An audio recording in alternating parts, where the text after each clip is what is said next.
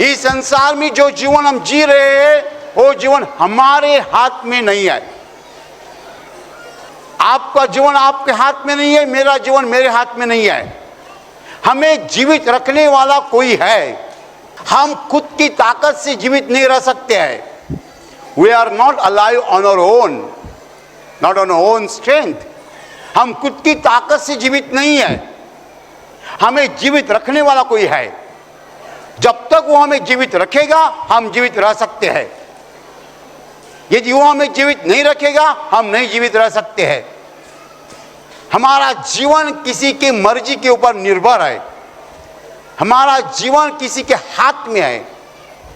यदि वो हमें जीवित रखे तो हम जीवित रह सकते हैं, यदि वो हमें जीवित नहीं रखेगा हम नहीं जीवित रह सकते हैं। बहुत भारी सत्य है और ये सत्य बहुत से लोग नहीं जानते हैं। बहुत से लोग नहीं जानते हैं। उनको लगता है ये फलाना मेरा प्लान है, ये मेरी योजना है, मैं ऐसा करूंगा वैसा करूंगा वैसा करूंगा वैसा करूंगा। उसमें से एक भी चीज नहीं होती है। गिर जाते हैं, डूब जाते हैं।